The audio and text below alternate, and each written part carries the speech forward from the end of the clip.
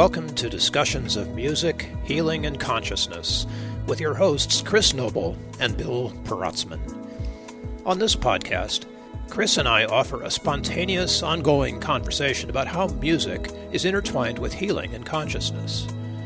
We hope this podcast will cultivate your knowledge and curiosity, inspire your own study and practice of the musical and healing arts, and that your contribution to advancing world consciousness will be satisfying for you and transformative to those around you. Let's get started. So we've been discussing music and psychedelics for a while here, but there's some new research coming out. And so we wanted to revisit that. Chris, you've got the lead on this because you're the one who's pulled up here more than me at the moment. Yeah, well, it's an exciting area, Bill. You know, our knowledge of psychedelics in general. I mean, it's such a ancient form of medicine and awareness expansion, and it's coming into the Western world now more and more. And science is catching up with it, recognizing a lot of the benefits. And one of the really cool things that I've been coming across, and I know you have too, is that music's becoming an essential part of this medicine and of these plants. And, you know, many, of course, indigenous cultures around the world would attest to this because they're always doing music of some kind, usually in the form of singing, using the human voice, chanting, singing, but creating sound through the human vessel. And then, of course, drumming being another big one, but of many other instruments get integrated.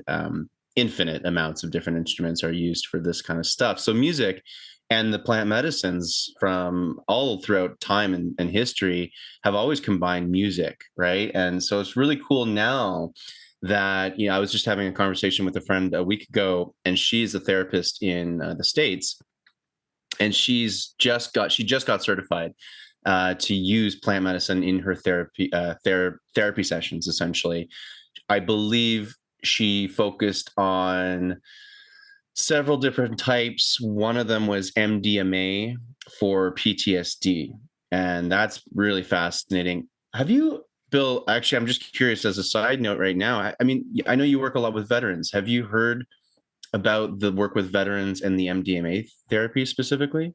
Yeah, it's so crazy. These things are so powerful and helpful, and yet all the real work is under the radar, right? There are studies that are coming out, and all the studies say, as you'd expect, it helps. So anything that gets you out of your head tends to be a great way of approaching trauma therapy, for example, or trauma work, because a lot of what gets stuck is the spinning that we have in our brains. And what needs to be released is, first of all, quiet the spinning. What needs to be released is a more holistic experience of whatever it is that you're integrating from. If you're integrating from trauma, if you're integrating from abuse, if you're integrating from a dysfunctional family, whatever it is, uh, turning off the brain is a really great way of getting started. You know, even if it's simple things like EMDR, which isn't psychedelic, but anything that sort of short circuits the pattern matcher opens the way. So yeah, veterans are using all kinds of stuff, and they always have. It's sort of something that you pick up. I mean, I know guys from Vietnam who knew what kratom was back in the day, and who were using it. And I mean, we all have seen the movies, right? So there's plenty of drugs available in a war zone, but we're talking about therapeutic use, the kind of I've got to keep going that you're not going to get from speed, which they were like handing out all over the place just so those poor people who were fighting the war in Vietnam could keep moving. We're talking about a more healthful, healing kind of use here. And MDMA is fantastic for releasing those inhibitions and getting you a place where you can really feel into yourself more deeply and be more honest, I guess, about what's happening with you, whether you're talking to a therapist or whether you're just experiencing that for yourself. So yeah, I don't know how many rap groups are out there still left from Vietnam, but I'm sure there are other rap groups from more recent conflicts where veterans are going, hey, we can use this stuff. Somebody figure it out. Let's get it. Let's try it. And even doing group journeys together, which I imagine would be very powerful for a bunch of combat veterans. Yeah, I mean, there's certainly no. Unfortunately, there's so many other wars that you can draw on for PTSD. Unfortunately, Yeah, sadly. and thank God though that there are these therapies out there for that. I know that when I was training in transcendental meditation, a lot of research, which is why I chose, because at the time this was like 10 years ago now. Wow, can't believe it was like 10 years ago when I first trained in TM, and the reason why for me is because I was like most people out there, a little skeptical and also really needed. I wanted data. It was a financial investment too. I wanted to make sure that Yeah. what I was investing in was actually going to do something. And of course, it absolutely was worth every penny. But I remember at the time they used a lot of studies from the military to show the powers of meditation, because they've done a lot of neurological studies, so they could really even show what your brain was like while meditating. And they did a lot with the military, because the military is actually a really great resource for a lot of different types of research that might not get as much traction in the mainstream for whatever reason, because the military kind of is a results based entity. They don't really care as long as it works, you know? And I Yeah, find at that's least said well. it's kind of true, right? Like that's why the military also is an amazing resource for psychic phenomenon and psychic research, Yep. paranormal research. If you That's a whole other rabbit hole, whole other episode, but they have got some of the biggest bodies of research that you can find for those things, because there's something there, something that works, so they look into it. So with MDMA and other plant medicines, the military has good resources for how that has helped, because unfortunately they have a huge problem with PTSD, post traumatic stress disorder, which I've very small version of that. And even that for me was a lot. I mean, I had to go into some extensive therapies, and I found for myself with PTSD, sound therapy was very helpful, getting out of the psychedelics for a moment. Yeah. And I mean, these paired together, of course, sound therapy and psychedelics are a beautiful combination. But also, I really did find that's when I really first got into receiving sound baths as a very tangible form of therapy. And I got to say, Bill, for me, receiving a sound bath felt similar to receiving a psychedelic in some ways. When you close your eyes and the sound and the music really do take you somewhere similar to a plant medicine journey. Have you experienced something similar to that as well? I don't know. Is that just Yeah, me? yeah. I think that's really the takeoff point here for what we're talking about.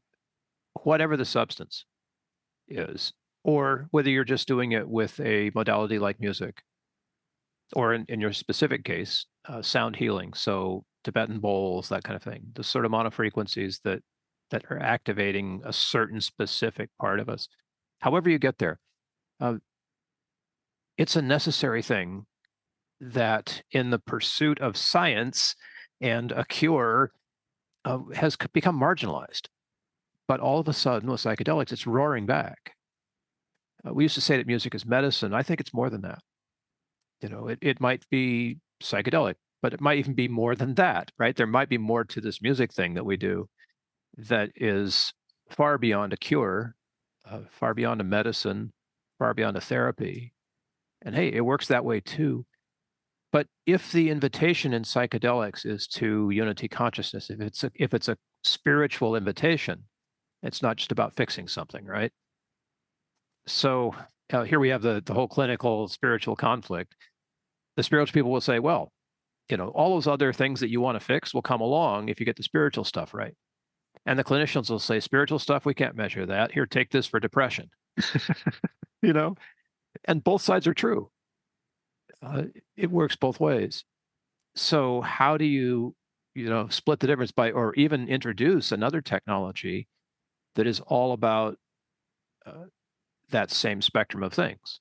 Yeah, Hmm. you can fix things with music. That's cool, but you can also take a very deep spiritual journey with it. Yeah, and So, there's so you know, many functions that come what from it, right? what blend of things do you want here, right? And when we were prepping for this, talking about playlists and stuff for psychedelics, I think it's smart that Johns Hopkins has a defined playlist that's nailed down. This is how we do it, right? And that allows researchers to have fewer moving points in the equation. On the other hand, um, Is it the most spiritual music available? Is it the most healing music available? How is it chosen? There's ways to get into that and mine a little bit different. Why didn't they choose healing bowls, for example, sound bowls in their particular version of the music that everyone ought to use, right? So one might flip the thing around and say, hey, you're having a sound healing. Why do you need psychedelics? It's Right. a really And good question. our military research organization, what's it called? DARPA, the Defense. Oh, is it? I think DARPA. Are they the research one? I forget which arm. They're There's so the many arms. There's a whole bunch of these, like the whoever that movie was, Men Who Stare at Goats, about psychic stuff in the military. Uh, Whatever the military research organizations are that are doing this, there's a little tiny interest in music, but with this burgeoning interest in psychedelics, maybe we ought to look at the like brain states on psychedelics and brain states on music as a start. And clearly, we know there's more to it than the brain state, but that might be a great place to start and see what the similarities are. Yeah, that'd be a And really cool experiment. let the neurologists go and work on that stuff, chew on that stuff for a while the rest of us have beautiful journeys. It's But so. you mentioned post-traumatic stress, and in fairness to the military, the current research, which we've probably covered this before, but I'll just quickly say it again, current research on post-traumatic stress is that it is a necessary part of being human to grow through trauma. And in some ways, if you've got the symptoms of post-traumatic stress, you're ahead of the game. The new part of this is we don't want to suppress those symptoms. We want to help you walk through them and take advantage of this opportunity to grow rather than medicating your growth right out of you. Right? And if Yeah. psychedelics are not growth on steroids, I don't know what is. Right? And and like anything, there's the human component. It's still up to the person and their own intention and their own willpower Yeah, you bet. Yep. to make the therapies work. Ultimately, it always comes back to the person, right? Like that's like it is always you as the number one most important thing in anything. Yeah. And Because that's sometimes you just want it to stop hurting, right? Make the correct. pain stop. And there are other Yeah. times where you can sit with that pain more profoundly, I guess is a good way of saying it, and let it transport you. Well, the pain's there to teach you something. There's a message in it. As painful and as challenging as that it certainly can be, absolutely, especially when you're in it, right? To see the wisdom when you're in it usually isn't a thing, but after the fact, when you've perhaps come out of the journey, Yeah. because sometimes the plant medicine journeys, they're not like it's not butterflies and rainbows and like cozy blankets. It's More often than not. more often than not, it can be a really rocky ride. And some people in the back in the day, I think before we when psychedelics and plant medicines were pretty much only recreationally used in the Western world, people would refer to it as a bad trip. Oh, I'm having a bad trip. Oh, I'm having a weird trip or a bad trip. I'm like, well, I don't believe in that anymore. I used to. I don't at all. I definitely feel that there's challenging trips where Sure. your Yeah. shadows, your shadows being brought up, your traumas are being brought up, and when is that ever a fun time? Like it's not fun, Yeah. and but it's coming up for a reason, and likely because it's extremely important and can be let go of. There's things to learn from. There's a whole bunch of stuff in there, and that's what the medicine does. Is it just brings you all of these things to the forefront. And I find with music, what music can help with, because music can bring it up too for you. But when it's combined with plant medicine, I find music is almost like becomes like this warm blanket that can serve you information and can hold you while you receive sometimes very challenging information and memories and thoughts and sensations. And the music I found so touching briefly on my personal experience facilitating a plant medicine journey for a small group several times. All each time I did it with another facilitator, I felt when I was playing music, it's a very odd sensation, but hear me out, folks. It was like I had created a sonic dome in the space, and it's in a small room, not like a big dome or anything, a small dome that just encased the room full of like the four people lying down on the floor going through their journey. It's about a 4-hour journey, and this is with magic mushrooms. And when I stopped playing, and it's for 4 hours, so you would think Chris has got to take a break at some time. I realized in those sessions that I could not stop playing. The second I stopped, it's like the dome went away, that force field went away, and of course, there's still life to be had without the music. And, you would imagine that therapy can still happen, think breakthroughs can still happen. But my intuition would go crazy when the music stopped, not from an insecure place or from a entertainment place, oh, can't have any dead space, or no, this is a medicine journey. If they need silence, let's give them silence. But that never felt like that was the case, because silence was still sound. There was still some form of sound even when there was silence. And that sound could be a really low synthesizer tone or something that I had going on, but I always needed some kind of a sound. And I just realized in those couple of ceremonies that the music was really creating what felt like almost in a way of like being back in the womb, like having some feeling of being in this womb and incubate, or in an incubator. And the music helped keep one in this place of safe, perhaps maternal almost energy, so that they could go through the heavy, dark shadow work that they were doing in this session. And people were releasing a lot, and some screams and crying, and like it was intense. And I felt if I stopped that music, it could go sideways really fast. And it was really interesting. So I felt like the music in a way was a bit of a lifeline for people, to allow them that, like, I can put one foot in the discomfort and really lean into these heavy, heavy emotions. This is not a walk in the park. Heavy, heavy transformation.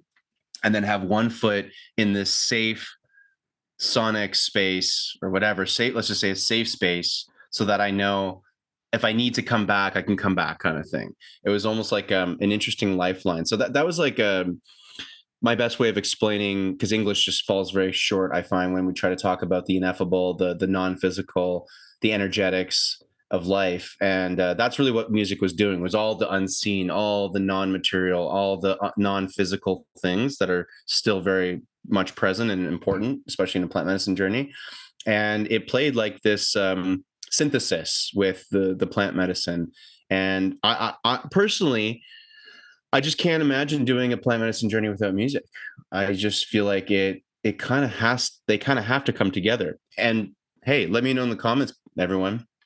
Have you done plant medicine journeys fully in silence? Because I'm sure people have, and I'm sure that's very profound as well. And I would just imagine if it was done in silence, I would be doing it in the silence of nature, or put me in a hammock for 4 hours in a forest.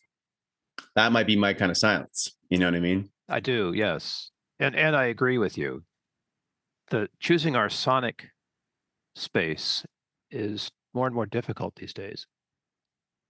And you guys have all seen me wearing these headphones.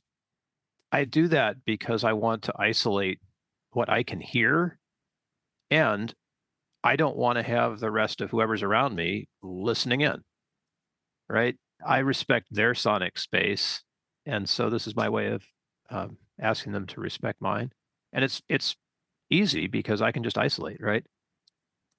So in the journey itself, all kinds of other stuff can be coming in on you if you're not listening to music. You're still listening, even if you're unconscious. Like your brain is still getting signals, and it's brainstem stuff that's coming in. Your central processing unit is offline. So the part of you that's processing the sounds is amygdala on down, right? It's that lower portion of the brain, the lizard brain, some people like to say. And within that lizard brain is all the rest of the part of you that is a brain, heart brain, right? Gut brain. So all of the rest of that really gets to have awareness you don't normally have. And if you were to ask me right now, Chris, what kind of music is best to play for your gut brain during a psychedelic journey, I would have to say I have no flipping idea. I don't have that kind of communication with my gut, right? Most of the time when I'm listening to music, it's all getting filtered by the cerebral cortex, and having a direct line to the gut or the heart, it's difficult. I mean, it takes practice, and I'm still learning. And I'm sure there's a way, to do that. I don't know it either. I certainly would not, especially that something that specific. I wouldn't tell you, but what I could certainly say with more certainty than most things, my current understanding Your current understanding. is Thank you, Barry Forstein. yes, thank you, Barry. My current understanding is that music certainly can create that love frequency connection to oneself during the plant medicine journey, so that you're holding yourself in that nurturing love frequency to go through whatever you need to go through. Yeah. So and then it cascades into all the other aspects of your body, your being, etc., but all coming from that core love tone, that love frequency, that love energy more than anything, because I think that's the feeling and that's the emotion that I would say is necessary for every plant medicine journey ever, Yeah. probably. I have to agree, yes, because Right? it's the intention. Yeah, And you can play the same piece of written down music with multiple intentions and have a different effect. exactly. So, and you can improvise ambient music, with all kinds of different intentions, and it'll have different effects. So, there's there's that component of it too, and a great responsibility that falls on people who are doing music, whether it's live or a playlist, to do their best to get it right, which is hard, right? Because even with four people, get four different experiences are happening there, I know. and yet you only get to play one thing, right? And you really have to throw the logical brain out the window Yeah, for it the won't work. I'm telling you, Yeah. you really have to feel that one. I'm probably the most intuitively tapped in than any other type of event, including even my music meditations. You know, there's still a little more structure in those than a plant medicine journey. Honestly, it is like the energy tells you everything of what to do. It really does look different each time. I'd say the common threads are, again, trying to create a warm and safe environment. You always want people to feel safe. Yep. So feeling safe is number one. Feeling private, so that you really are you can just let it all out, which you need to during those experiences anyway. So feeling safe, feeling protected, feeling that warm, nurturing feel. I would say those are probably, you're going to want everyone to always feel that way. So that's again one of the best things that music can do, is just make you feel comfortable, right? You're at a spa. What makes you feel so relaxed and cozy at a spa? Yeah, sure, the ambiance and the essential oils certainly help, but it's really that spa music that's playing in the background Yep. that you hear and you're like, ah, a little running water with some nice soothing tones, and I'm already relaxed. That's nice, and that's what you want. Not all the time, because sometimes at plant medicine journeys you get into the drumming and you get into that more primal, like, let's move the energy here. But again, it's done with love. It's done with that nurturing, compassionate, I would say, energy. Even when sometimes the shaman or the facilitator is pushing you, they're doing it for a reason. And even when it's pushed with love. It's always pushed as well with your consent, always, and with or it should be. And if it's not, hey, get out of that situation. But anyway, it's interesting. It's a fascinating phenomenon with music, and just how I think underestimated it is. Like I said, if I stopped playing, people's trips could have gone to hell in a handbasket really fast. I felt that, and I don't know, because I didn't do it, thank God. But I really think it would have sent them somewhere not so great. And just that alone, that knowing, and I'm sure it would be great to talk to, like, wisdom keepers and shamans from places all around the world, like Peru and whatnot, where they do ayahuasca ceremonies, and they're singing their sacred songs that have been passed down for generations, that have amazing effects. And where did that come from? How did they come up with that? And again, it's music, and it's effective. And this is part of their medicine, is literally composing songs, medicine songs, specifically for that reason only. So yeah, I mean, I think we're just getting back. It's like everything. We're just we're remembering everything. We're rediscovering all the stuff that's already been done. Yes, and that we chose to purposefully ignore Yes. somewhere along the way. Yeah. I don't know if you've noticed this, but uh, on LinkedIn anyway, which is really interesting to me, there's more and more posts that are unafraid of using the word spirituality or spiritual. And they're not coming from woo woo crystal crunchy kind of people. They're coming from uh, clinicians, uh, doctors, physicians, researchers are acknowledging that there's something else going on here, bringing it into the room on purpose. And it's not a, you don't get demerits for doing it anymore, Good. right? You get to say that. And I don't know, age of reason, thank you very much, enlightenment, whatever. But this whole thing of science got started because people wanted to understand God. We broke the dark ages when investigators said, hey, there's more to this. Let's see what we can find out. And they, because of who they were and where they were, they started working on it from the perspective of let's figure out nature, because if we do that, we can understand the spiritual. And that's great, but now it's sort of marginalized the spiritual. and But we're coming until back now. until recently, and now it's swinging the other way, right? It's coming back on this great climb up to whatever it is that we're headed here, or struggle along the road to wherever. And I'm thinking to myself as you were talking just now about what would happen if you were or me, whatever, if we were assigned to music in a psilocybin ceremony, and we were ready, we showed up with our instrument, we're ready to play for 4 to 6 hours, and then magically somehow into the room walks John Lennon with a guitar and says, "Hey, I heard you're doing this gig, Bill, but can I have a shot?" And then he picks up and starts playing Beatles hits. What do you do? Right? I mean, I'm like, what a question. I'm trying to make this hypothetical, but I mean, it could happen. Like, Paul McCartney could wander in. It's if someone like that were to show up, how do you trust that whoever just walked through your door has got the chops to do this intention that's so important in psychedelic accompanying? How would you know? I mean, I would trust Lennon probably over McCartney first. Right? to I, I have was the I was thinking that too. to have the intuition. I feel like he was just a little bit more tapped in. Him and probably George were a bit more tapped in, spiritually Yeah, speaking. I felt their spiritual music a bit more than I do with McCartney. Definitely nothing against the genius of McCartney, obviously, and because McCartney channeled a lot of his songs, so he was ironically just as tapped in, but kind of wasn't, Uh, although seeing him in anyway, this is a whole. I won't even go down that. Now you Yeah, got me thinking about the I mean, it Beatles could right be now. anybody. Like Yo-Yo Ma shows up with his cello, or Yeah, yeah, something, yeah. right? But here's the thing: it's like, well, first of all, you're picking some of the best musicians throughout time who have written unbelievably beautiful music. That could those pieces of music, if let's say rearranged in a more psychedelic manner, in a more stripped down manner for a plant medicine journey, could be some of the best plant medicine music ever. But you'd have to rearrange it. You'd have to play it not like a rock show, because that is not going to vibe with a plant medicine journey.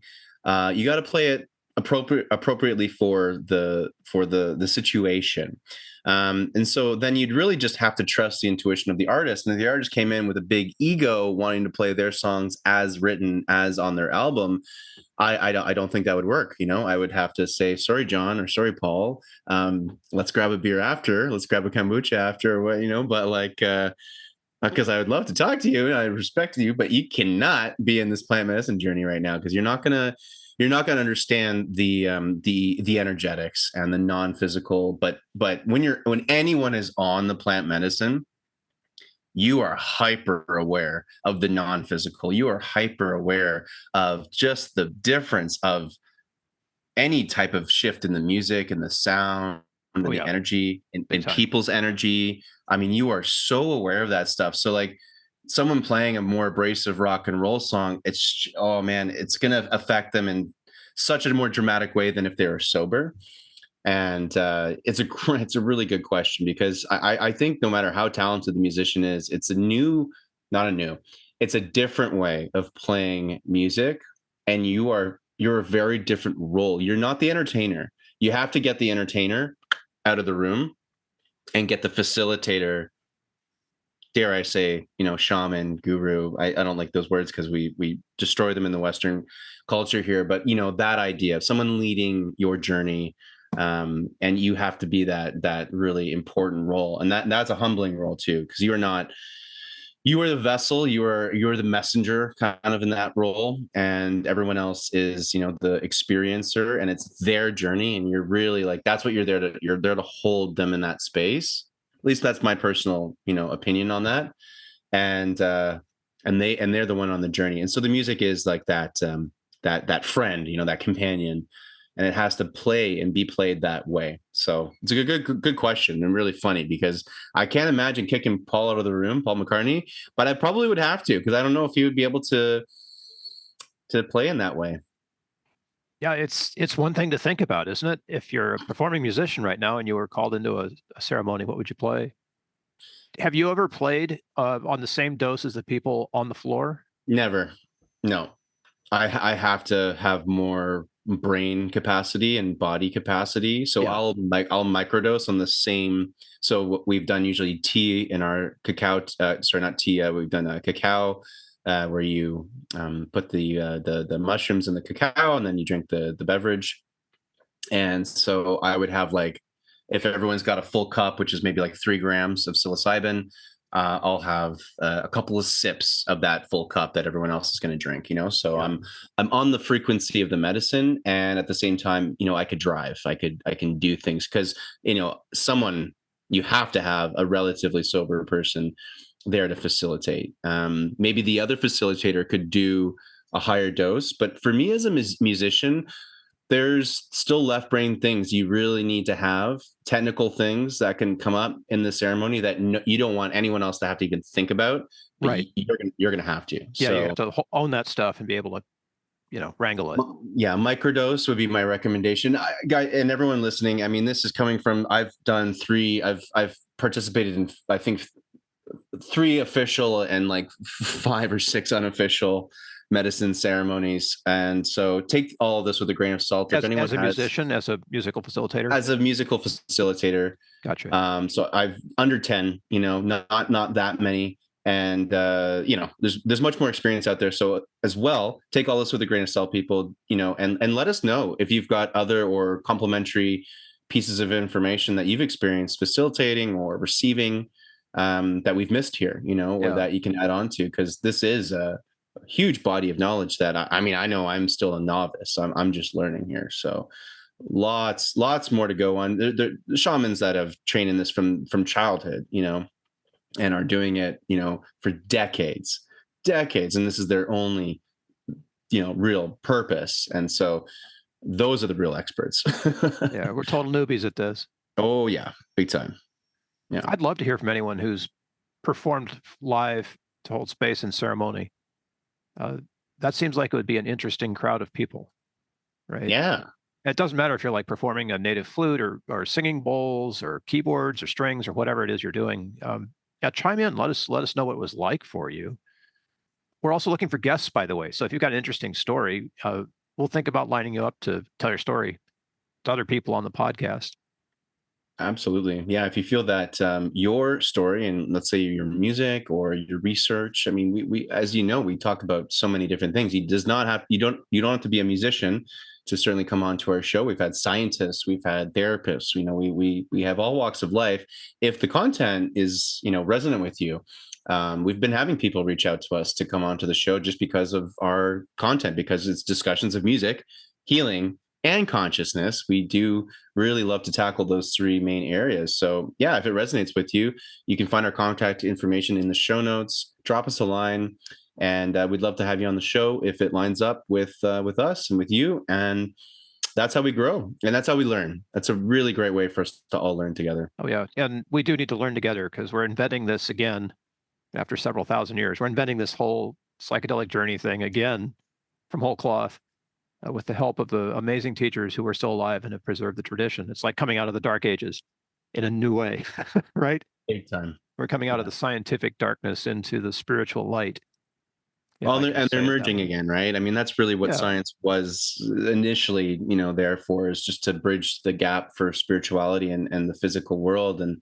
that's really where we're at, is science and spirituality are completely connecting now. And they're yeah, literally describing the exact same things. And that's beautiful, because I believed in ancient times, there was a point that we've lost, but I believe personally, I really feel that there was a point, at least probably several times in our history, where we bridged that gap, and science and yeah. spirituality were the same thing. There The was same thing. no Yeah, difference. yeah. Hey, thank you all for listening. I'm always pleased, to have these conversations. Chris is cool to talk to, right? So if you Oh, want to it's talk to Bill. him, yeah, pick up the phone or drop an email or whatever. You can find us all over the place. And I think as a community, we can advance this, more profoundly than two guys talking on a podcast. Oh yeah, So welcome community all the aboard, way. everybody. Well, community all the way. Always a pleasure, Bill, and thank you everyone so much for listening. We will catch you on another episode of Discussions of Music, Healing, and Consciousness. Aho, everyone. Aho.